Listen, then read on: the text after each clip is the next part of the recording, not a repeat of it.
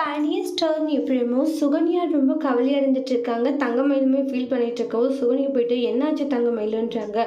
இல்லை மாமா வந்து ரூபா கூட என் புருஷனுக்கு தருதல். இப்போ அப்பத்தாவுக்கு நம்மளால எந்த ஒரு பரிசும் கொடுக்க முடியல. எல்லாரும் அவங்களுடைய பரிசை கொடுக்குறாங்க. ஏன்னா அவங்க சுயமாக சம்பாதிக்கிறாங்க.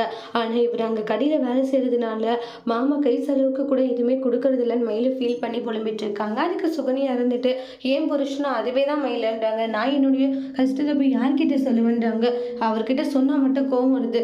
அந்த கடையில் ஒரு வேலைக்காரங்க மாதிரி தான் இவங்க ரெண்டு பேரும். நான் அதுக்கான சம்பளத்தை கொடுக்கறதே இல்லைன்றாங்க. அதெல்லாம் அவருக்கே புரியணும். இப்போ பாண்டிய மாமா கூட தெரியணும் இல்லையா, இவங்க என்ன பண்ணுவாங்க, செலவுக்காச்சும் பணம் கொடுக்கணும். ஆனால் எதுவுமே கொடுக்காம எல்லாமே கரெக்டாக கொடுக்குறாரு. அவரெல்லாம் என்ன மனுஷனே தெரியலன்றாங்க. அவர் கடையெல்லாம் வேலை செய்வாங்களே ஏதாச்சும். அதனால தான் கதிர உஷாராக போயிட்டாரு. இது மாதிரி செந்திலும் உஷாராக அந்த இடத்த விட்டு போயிட்டாங்க. ஆனால் இங்கே ஏமல் யார் தெரியுமா, ஏன் புருஷனும் தான்றாங்க. ஒத்த பைசா கூட தராமல் எப்படியெல்லாம் நடந்துக்கிறாங்க. இவங்க கூட எல்லாம் இருக்க முடியுமா? செந்தில் தம்பி வீட்டை விட்டு போன மாதிரி நாமளும் எங்கேயாச்சும் போய் தனி கொடுத்துல போய் தங்கிடணும். அதுதான் சரியா வரும்னு சுகன்யா பேசிட்டு இருக்காங்க. சுகன்யா சொன்ன விஷயத்த தங்கமயில் யோசிக்க ஆரம்பிக்கிறாங்க. இனி தங்கமயில் என்ன முடிவெடுக்க போறாங்க? சுகன்யா சொன்ன மாதிரி சரவணுடைய மனசு மாதிரி சரவணை வீட்டை விட்டு கூட்டிட்டு போக போறாங்களான்ட்டு அடுத்த வீடியோல பார்க்கலாம். தேங்க்யூ.